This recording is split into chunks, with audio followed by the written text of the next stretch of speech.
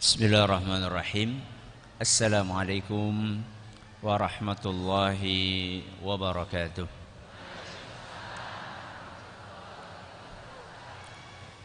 Alhamdulillahi rabbil alamin. Wa bihi nasta'inu ala umuri dunya waddin. Wa sallallahu ala nabiyyina wa sayyidina Muhammadin wa ala alihi wa sahbihi ajma'in, amma ba'd. Kita panjatkan puja dan syukur kehadirat Allah subhanahu wa ta'ala pada kesempatan pagi yang berbahagia kali ini, tanggal berapa? Tanggal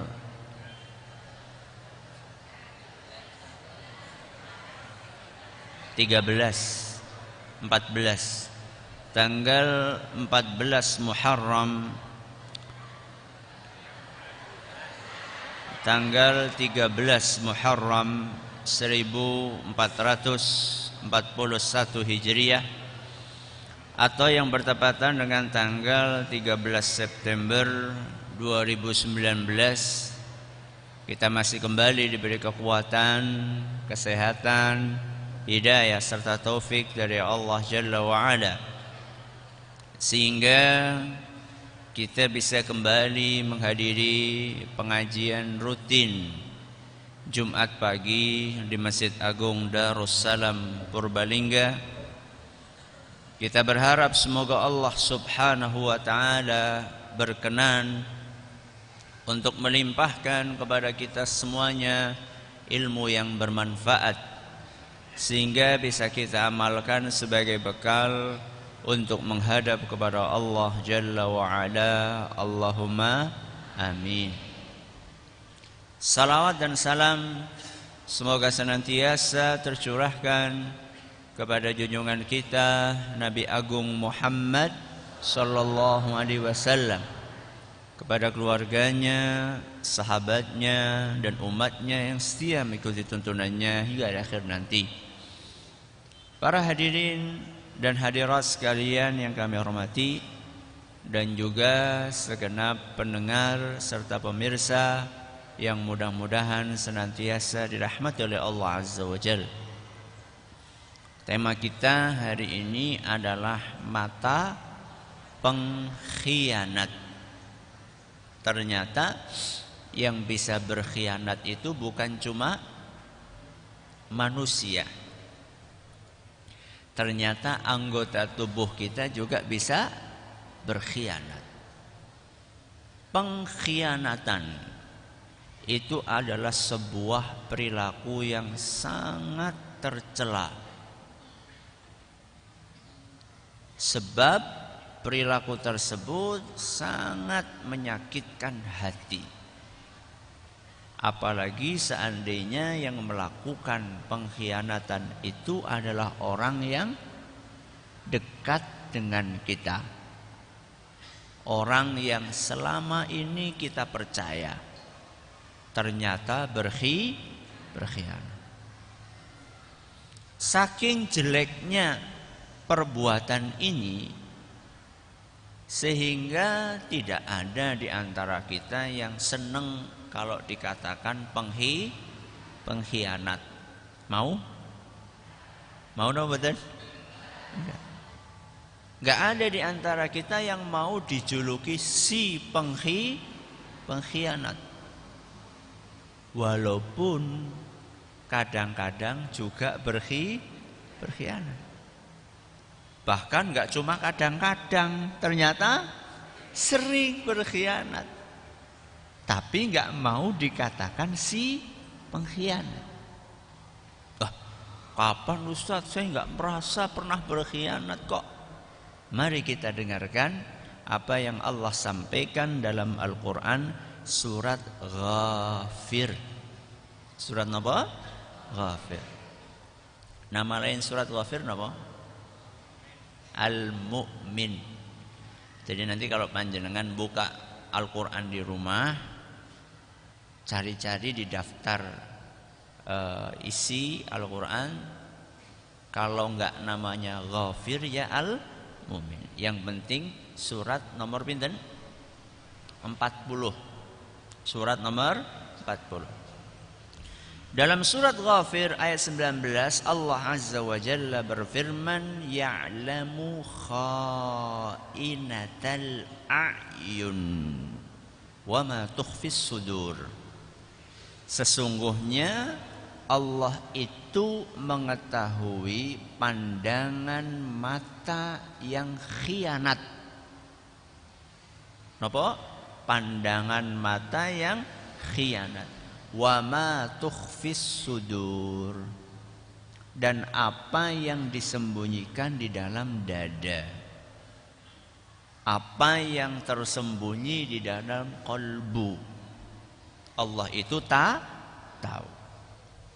Apa yang dimaksud dengan mata yang berkhianat dijelaskan oleh pakar tafsir terkenal sahabat Nabi sallallahu alaihi wasallam Ibnu Abbas radhiyallahu anhuma, sebagaimana diriwayatkan oleh Imam Ibnu Abi Syaibah dalam kitab beliau Al-Musannaf.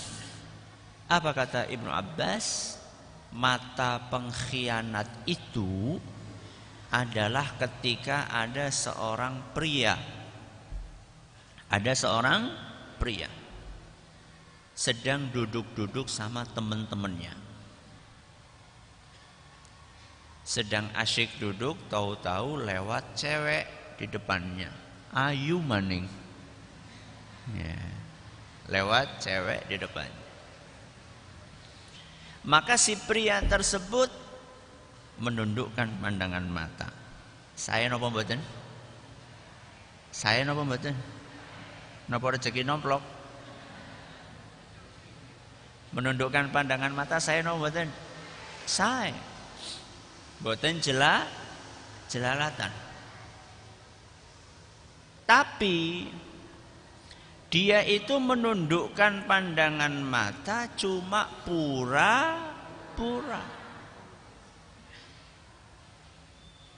untuk menjaga image. Nopo image? Untuk menjaga kesan ya. Supaya tidak dikatakan orang yang jelalatan, biar kelihatan solih gitu ya. Dia dudukkan pandangan mata. Begitu teman-temannya itu delenger, napa delenger? Tidak memperhatikan si pria tersebut, maka cepat-cepat pria itu melirik. Wah, eman-eman temen gie. Begitu teman-temannya memperhatikan dia lagi, terus dia pura-pura nunduk lagi. Itu namanya mata pengkhianat. Allah Subhanahu wa ta'ala tahu isi hati pria tersebut, bahwa dia sebenarnya kepengin banget melihat wanita tersebut. Andaikan dia sedang sendirian, kira-kira menundukkan pandangan mata napa mboten? Mboten. Kapan maning? Mumpung rana bojone. Nggih ngaten Bu? Hah, nggih?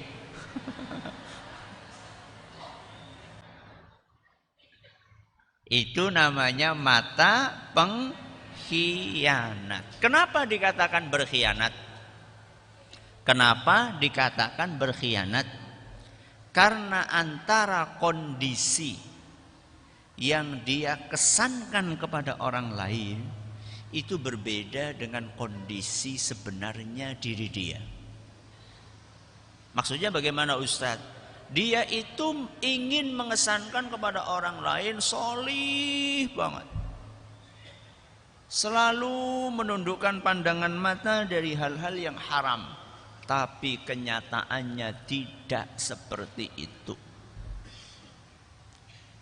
Mirip dengan munafik, mirip. Makanya Al-Imam Ar-Raghib Al-Asfahani Dalam kitab beliau Mufradat Al-Fadhil Quran, beliau mengatakan antara khianat dengan kemunafikan itu mirip. Walaupun ada beberapa perbedaan, tapi ada kemiripan. Itulah yang namanya mata berkhianat. Nah, kalau di zaman ini yang namanya khianat mata itu peluangnya itu banyak banget. Kalau tadi kan orang lagi duduk-duduk lewat di jalan. Sekarang yang namanya mata berkhianat itu nggak mesti harus di jalan. Di rumah sakit apa mboten? Sakit. Teng pundi? TV. Nek lagi jagong karo ibune sing ditonton pengajian terus. Ngonek ibune lunga titik langsung apa? Diganti channel-e. Film napa? Film napa? Ora pada duwe TV apa iki? Langsung diganti film India.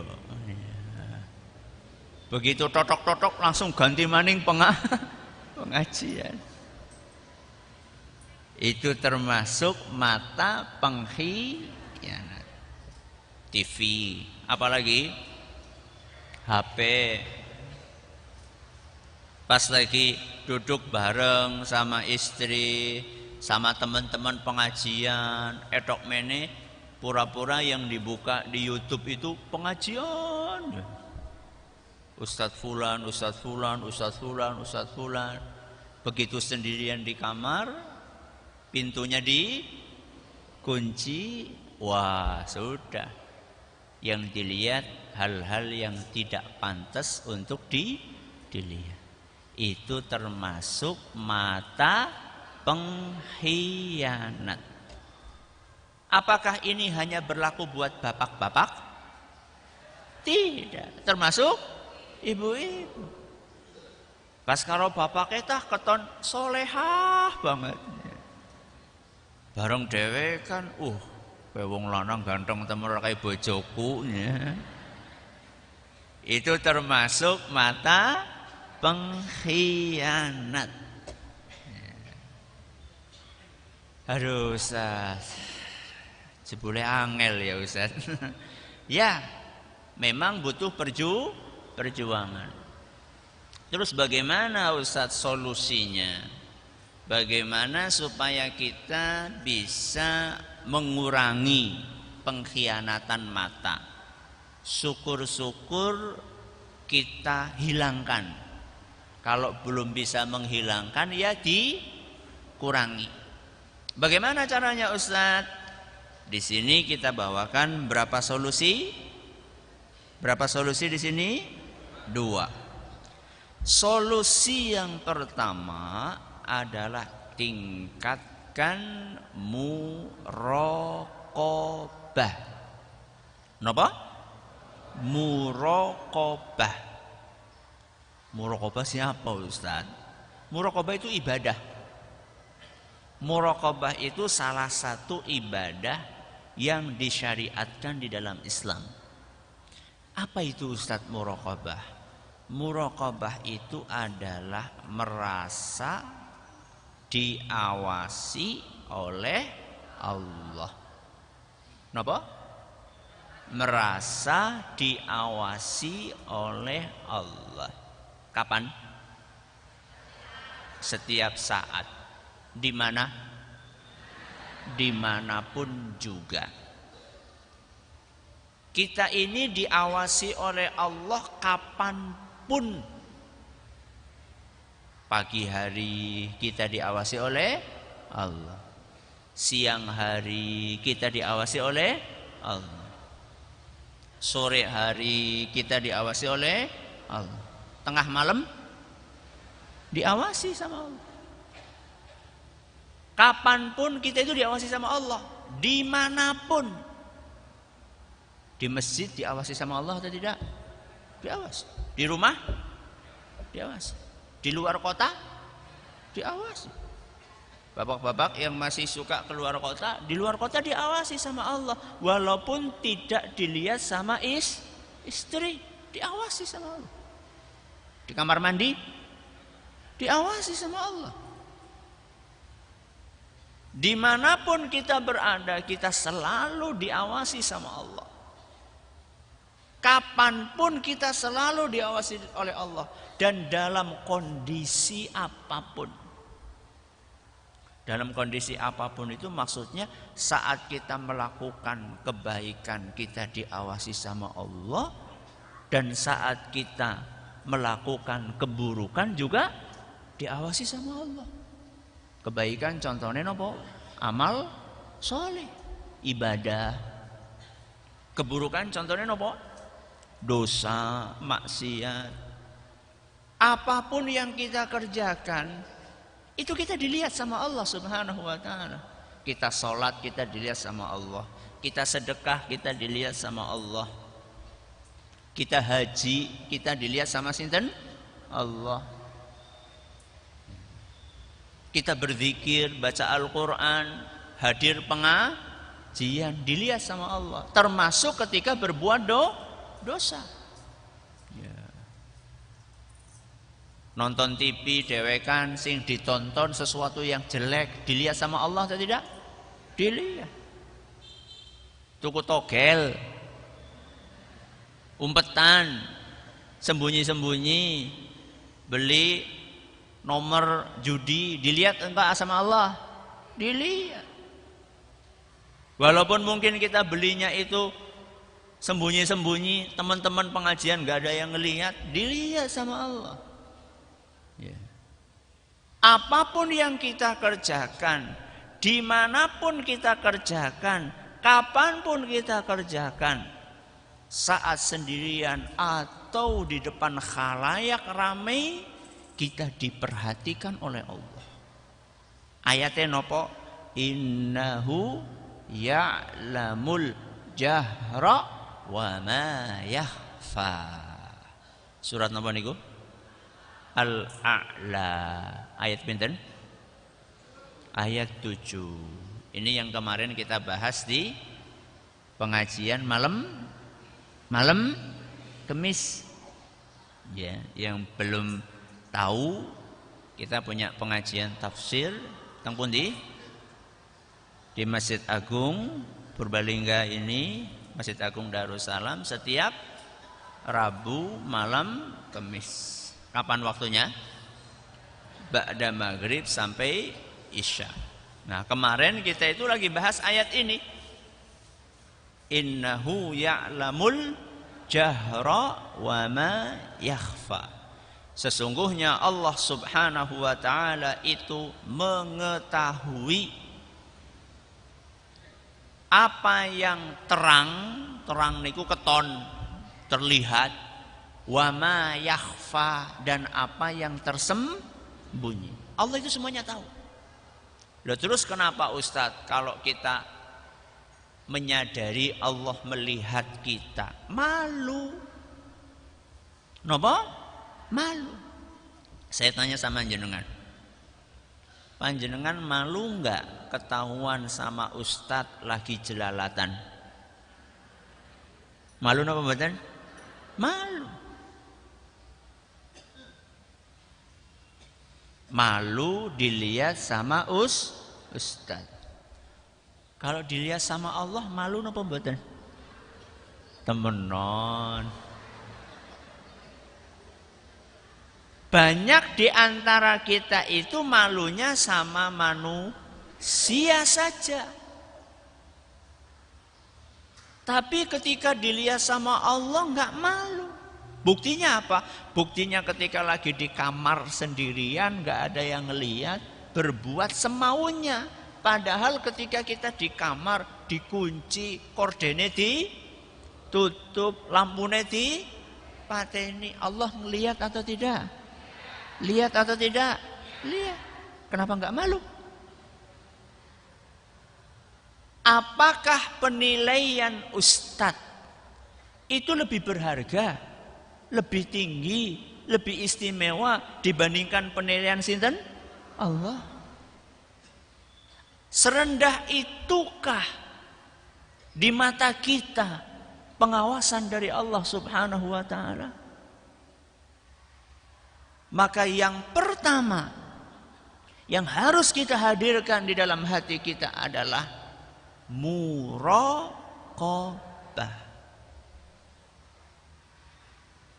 Penting mana? Penilaian Allah atau penilaian manusia? Penting mana?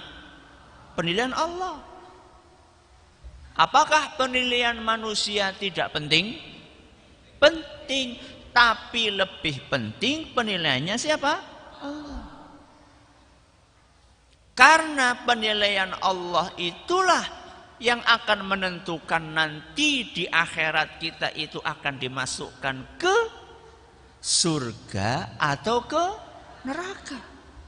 Bukan penilaiannya manusia. Karena manusia kalau menilai mungkin atau tidak keliru. Manusia kalau menilai sesuatu mungkin apa mboten keliru? Mungkin, sangat mungkin sekali. Betapa sering kita tertipu dengan penampilan orang lain. Ketone kayak rajin banget, soleh banget, jebule copet. Mungkin? Mungkin. Atau sebaliknya kita pikir ini orang jahat karena mungkin penampilannya yang kurang meyakinkan, ternyata dia adalah seorang yang soleh sekali. Mungkin. Penilaian manusia itu bisa salah. Yang tidak mungkin salah itu penilaiannya siapa? Allah. Maka buat kita penilaian Allah itu lebih penting dibandingkan penilaiannya manusia. Maka gak usah tertipu. Tidak usah mabuk kepayang. Kenapa? Mabuk kepayang dengan pujian orang lain kepada kita. Tidak usah tertipu mabuk kepayang dengan pujian orang lain kepada kita. Kan kadang-kadang ada orang datang ngelem memuji kita. Jenengan lo jos banget lo, pengajian ora tahu mangkat. Pengajian ora tahu telat. Jenengan lo di mana-mana pengajian ora tahu telat. Salat 5 waktu selalu tepat. Jos banget jenengan. Dia kan ngelihat luar kita. Apa dia tahu isi hati kita? Tahu no betul? Mungkin enggak kita itu ria, pamer? Mungkin atau tidak? Mungkin. Yang tahu tentang bobrok, yang tahu tentang aib, kejelekan-kejelekan kita setelah Allah Subhanahu wa taala sinten? Kita sendiri. Maka enggak usah tertipu dengan pujian orang lain. Ya kalau misalnya ada orang muji seperti itu ya wis amin. Jangan kemudian iya nyong pancen soleh banget. Seakan-akan dia sudah punya kunci surga, mesti mlebu surga. Siapa yang jamin? Ya. Maka yang pertama solusinya adalah meningkatkan napa wau? Muraqabah. Apa tadi muraqabah? Merasa diawasi oleh Allah. Baik. Sekarang kita pindah yang kedua. Solusi yang kedua adalah ingat yang halal itu lebih nikmat. Napa? Ingat yang halal itu lebih nikmat. Jadi di dunia itu ada yang halal, ada yang haram. Makanan ada yang halal, ada yang haram. Wanita ada yang halal, ada yang haram. Minuman ada yang halal, ada yang haram. Duit ada yang halal, ada yang haram. Panjenengan kalau suruh milih duitnya sedikit tapi halal, dengan duitnya banyak tapi haram, pilih yang mana? Apa? Akeh halal. Karepe kabeh sing akeh halal. Ya iyalah, kalau kita pilihannya ada 3, ini pilihannya 2. Sedikit halal apa banyak haram? Hah? Banyak haram? Sedikit halal, syukur-syukur banyak. Ya. Kalau kita suruh milih antara yang halal dengan yang haram, tentu kita akan memilih yang halal. Ya. Itu orang Islam, orang beriman seperti itu. Kalau orang tidak beriman, lara peduli. Halal, haram. Golek sing haram be, angel. Dadakan mikir sing halal. Nyari yang halal saja susah. Ngapain mikirin yang nyari yang haram aja susah, ngapain mikir yang halal? Na'udzubillahi min dzalik. Ingat, kalau kita tergoda untuk melihat sesuatu yang haram, ingat bahwa yang halal itu lebih nikmat. Ayah kami, Ustaz Zaini Muhayyad rahimahullah, itu sering menyampaikan nasihat kepada kami. Seapik-apike klambine wong liya, kuwi luwih apik klambine dhewek. Napa? Seapik-apike klambine wong liya, kuwi luwih apik klambine dhewek. Sebagus-bagusnya baju orang lain, itu lebih bagus bajunya sendiri. Kenapa?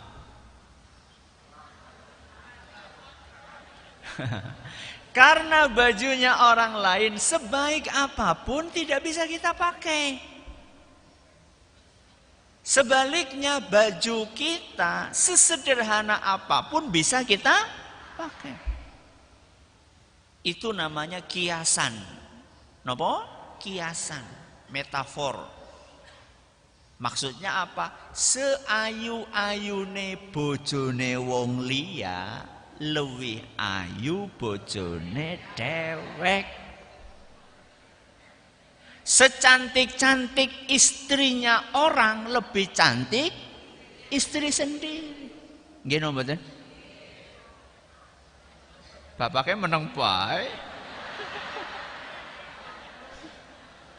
Nggih napa mboten, Pak? Nggih. Masya Allah. Kenapa, Pak?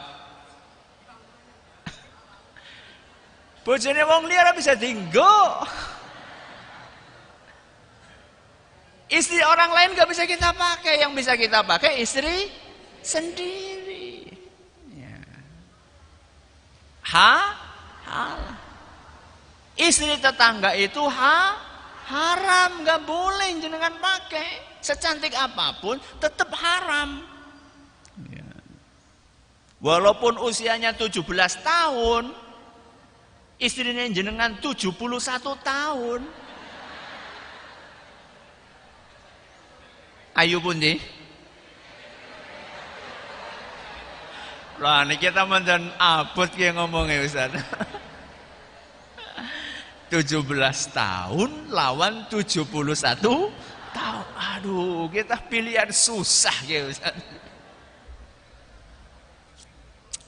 Tetap lebih nikmat istri sendiri. Kenapa? Karena halal. Rasulullah Shallallahu Alaihi Wasallam kasih nasihat dalam sebuah hadis yang diriwayatkan oleh Imam Ahmad dan sanadnya dinyatakan sahih oleh Syekh Al-Albani.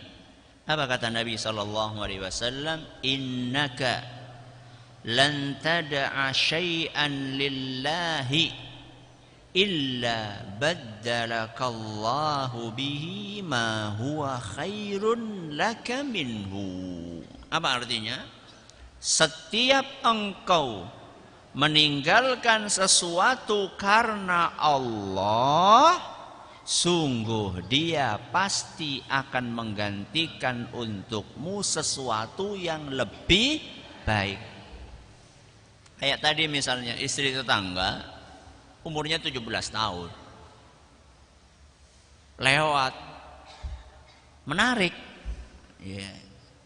Dorongan syahwat mendorong untuk melihat. Menarik.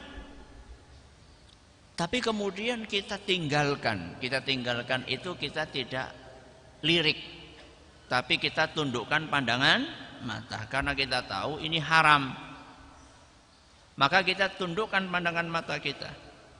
Maka Allah pasti akan ganti yang lebih baik. Yang lebih baik itu ya istri sendiri. Ustadz, lebih baik gue mesti lebih ayu? Ya enggak mesti. Bisa jadi bukan kok ujuk-ujuk begitu jenengan menundukkan pandangan mata, panjenengan masuk ke rumah bojone langsung berubah jadi lebih ayu. Tidak mesti seperti itu. Lebih baik itu maknanya luas. Lebih baik karena halal. Lebih baik karena mendatangkan ketenangan. Coba, yang namanya orang zina tenang nopo gelisah? Gelisah. Mulane umpet-umpetan. Takut ketahuan. Tapi kalau sama istri sendiri kan gak gelisah. Mendatangkan ketenangan. Kenapa? Karena halal. Ya. Makanya sesuatu yang halal, makanan halal, minuman halal, pasangan halal, harta halal, gaji halal. Semua yang halal itu mendatangkan ketenangan. Sebaliknya, sesuatu yang haram, makanan haram, minuman haram, pasangan haram, gaji haram, semua itu akan mendatangkan kegelisahan. Wong kucing be ngerasa kucing. Ya, panjenengan punya kucing enggak? Beda atau tidak? Kucing kita kasih makanan, kita yang ngasih nih, kita kasih. Terus dia makan. Dengan kucing nyolong. Ya, kucing nyolong iwak asin. Kemudian dia makan. Ketika kita lewat, antara kucing yang nyolong dengan kucing yang dikasih, sama atau tidak kucing perasaannya? Beda. Biasanya kalau kucing nyolong, kita lewat langsung melayu. Takut digebuk. Tapi kalau kucing dikasih sama kita, nih dikasih halal, ya, nggak nyuri. Kita lewat gimana dia? Santai aja, wong halal loh. Oke, kucing be ngerasa, masa menungsa orang ngerasa? Kucing saja bisa merasa, masa manusia tidak bisa merasa? Keterlaluan dong. Ya. Maka, monggo, ini cara yang kedua. Ingat, yang halal itu lebih nikmat. Itu baru balasan di dunia loh. Belum nanti balasan di mana? Di akhirat. Oh, Masya Allah. Ya, kalau seandainya Allah masukkan kita ke surga, maka sungguh kenikmatan di surga sedikit apapun itu lebih nikmat daripada dunia seisinya. Ada seorang ulama namanya Imam As-Sindi. Namanya Imam As-Sindi rahimahullah. Kata beliau apa? Dzarratun minal akhirati khairun minad dunya wa ma fiha. Sebutir debu di akhirat, di surga, itu lebih istimewa daripada bumi seisinya. Allahu Akbar. Ya, sebutir apa? Debu di surga itu lebih berharga dibandingkan bumi seisinya, dunia seisinya. maka itu balasan yang Allah sediakan. Itu padahal baru sebutir debu. Bagaimana kalau misalnya lebih besar dari itu? Ya, maka monggo kita melatih diri untuk melawan nafsu. Jadi yang dorong kita untuk rezeki nomplok, kapan maning, ya kesempatan emas, mumpung bojone ora nana, itu yang dorong-dorong gitu itu. Nek boten syahwat nggih setan. Nek boten setan nggih nafsu. Nafsu itu harus dilawan. Harus dilawan, jangan pasrah menghadapi godaan nafsu. Mudah-mudahan yang sedikit ini bermanfaat. Monggo kalau ada yang mau bertanya bisa disampaikan pertanyaannya. Assalamualaikum warahmatullahi wabarakatuh. Waalaikumsalam warahmatullahi wabarakatuh. Kalau kita berpapasan dengan perempuan, kita susah menentukan pandangan karena siapa. Tetapi yang namanya hati tetap ada kebetulan. Artinya tetap ada rasa, penasaran, dan lain-lain. Apakah ini merupakan jawaban dari atau mungkin keinginan kita yang sesama dan hukumnya bagaimana akibat tersebut? Ya. Bagaimana kalau misalnya kita sudah menundukkan pandangan mata, tapi kemudian di dalam hati tetap ada rasa penasaran. Contoh misalnya, kita lagi naik motor, berhenti di lampu merah. Tahu-tahu di samping kita seret, ada juga motor. Dan yang mengendarai lawan jenis. Nah, wanita masih muda, ya, kemudian pakaiannya terbuka. Kemudian kita berusaha menundukkan pandangan mata, tapi ya ada yang tertangkap oleh sudut mata kita, oleh ekor mata kita kelihatan.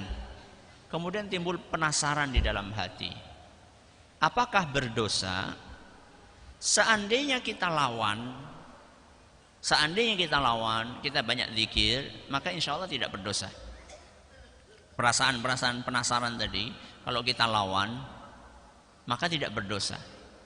Justru malah perlawanan kita itu akan dinilai sebagai sebuah amal soleh. Akan dinilai sebagai sebuah amal soleh.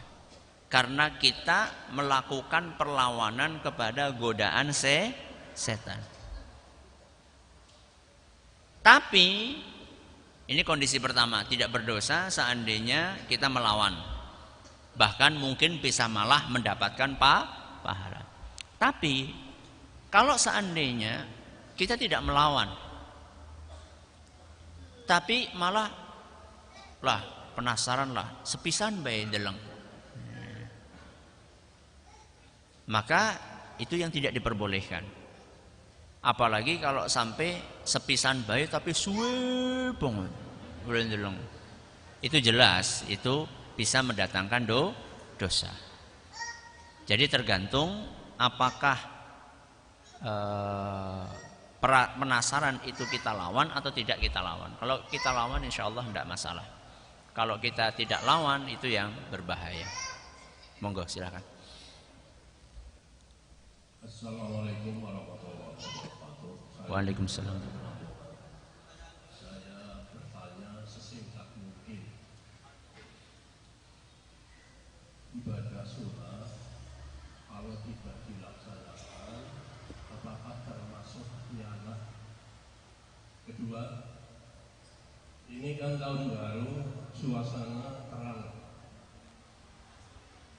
Ini sunnah sholat istisqa kepada Pak Ustadz, harap ya dilaksanakan.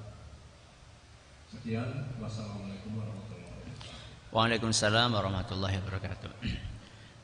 Ibadah sunnah kalau ditinggalkan itu khianat atau tidak? tergantung apa yang panjenengan maksud dengan istilah sunnah. Jadi sunnah, kata sunnah itu punya beberapa definisi. Kalau yang jenengan maksud sunnah itu adalah lawannya wajib, kenapa? Lawannya wajib. Ada sholat sunnah, ada sholat wajib. Ada puasa sunnah, ada puasa wajib. Kalau yang Anda maksud dengan sunnah itu lawannya wajib, wajib itu kalau ditinggalkan dosa, sunnah itu kalau ditinggalkan tidak berdosa. Kalau itu yang jenengan maksud dengan kata sunnah, maka meninggalkannya tidak khianat.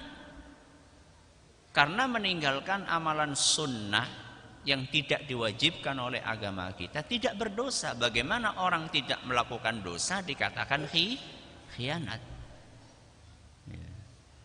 Cuman memang dia kehilangan peluang mendapatkan pahala. Betul itu. Buktinya tidak berdosa dan tidak khianat apa?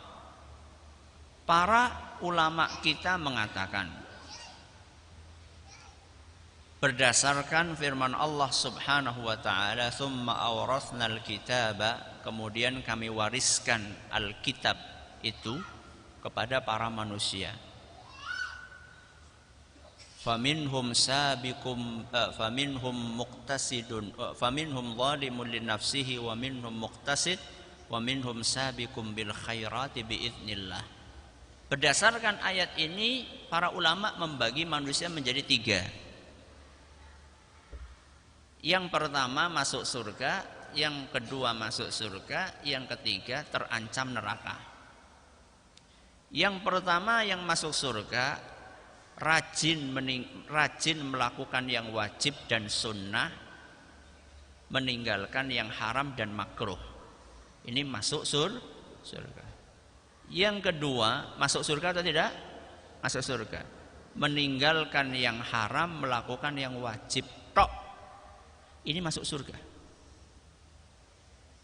Yang ketiga siapa? Yang ketiga yang masuk neraka. Yang wajib tidak dia kerjakan, yang haram dia kerjakan. Ini masuk, terancam masuk neraka. Nah, yang kedua ini yang perlu kita garis bawahi. Melakukan yang wajib, meninggalkan yang haram. Itu sudah cukup untuk masuk surga. Walaupun dia tidak melakukan yang sunnah. Tapi ingat loh, yang kedua ini, yang haram-haram dia tinggalkan semua. Yang wajib-wajib dia kerjakan semua. Pertanyaannya, kita kira-kira masuk yang mana? Siji, loro, apa telu? Loro, panjenengan yang haram sudah ditinggalkan semuanya? Insya Allah. Sing sok rasanya apa ora? Lha kuwi haram apa udu? Haram. Jadi kita ini yang kedua aja belum tentu masuk, apalagi yang pertama. Maka pertanyaannya, kalau yang dimaksud dengan sunnah itu adalah kebalikannya wajib, maka meninggalkannya tidak termasuk khianat. Kecuali kalau benci terhadap sunnah itu. Motivasinya adalah karena benci terhadap sunnah itu dia tinggalkan, itu mungkin bisa masuk, bukan karena meninggalkan sunnahnya, tapi karena kebencian. Baik. Tapi kalau yang Anda maksud itu sunnah adalah tuntunan Nabi SAW secara umum, dan ini definisi berikutnya dari kata sunnah adalah tuntunan Nabi SAW secara umum. Ketika Nabi SAW bersabda, "Alaikum bisunnati", wajib bagi kalian mengikuti sunnahku. Sunnahku itu tuntunanku. Kalau yang jenengan maksud sunnah itu adalah tuntunan Nabi secara umum, maka meninggalkannya khianat. Meninggalkannya khianat. Masa kita tinggalkan tuntunan Nabi SAW? Loh, kalau kita nggak ngikuti Nabi SAW, kita ngikuti siapa? Ya.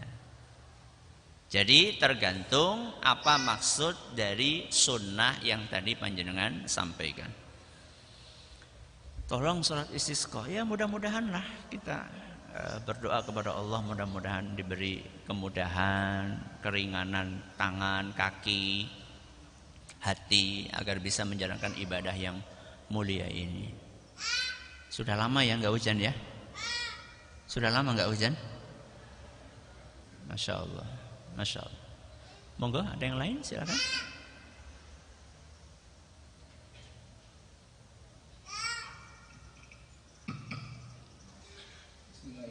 Assalamualaikum warahmatullahi wabarakatuh. Waalaikumsalam warahmatullahi wabarakatuh. Saya ingin bertanya langkah-langkah apa saja yang harus kita lakukan supaya terhindar dari pengkhianatan oleh para sahabat kita, khususnya sahabat-sahabat karib kita.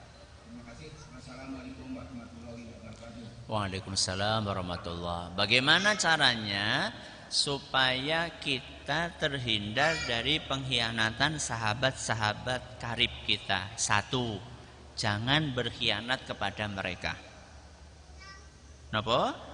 Jangan berkhianat kepada mereka. Kenapa?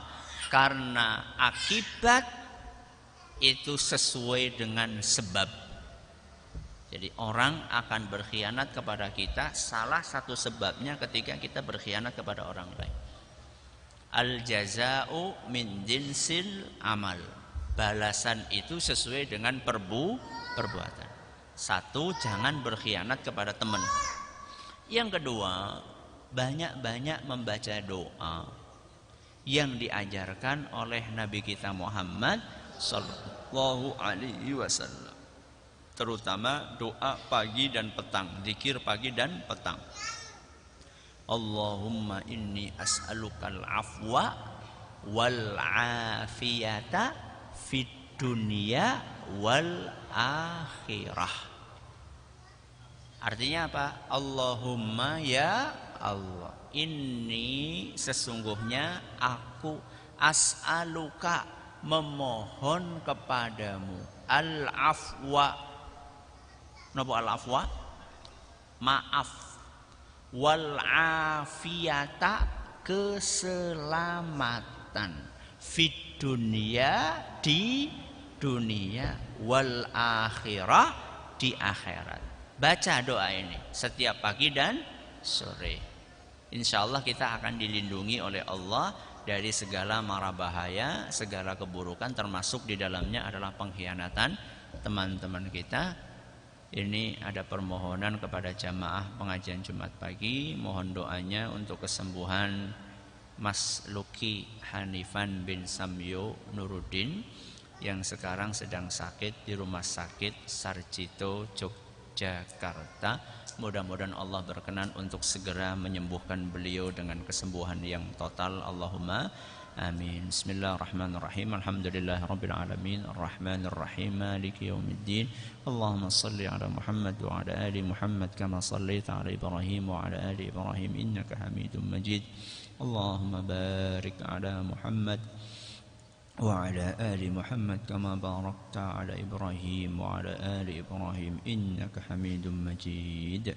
اللهم رب الناس مذهب البأس اشفي أخانا لكي أنت الشافي لا شفاء إلا شفاءك شفاء لا يغادر سقما. اللهم رب الناس مذهب البأس اشفي أخانا لكي أنت الشافي لا شفاء إلا شفاءك شفاء لا يغادر سقما.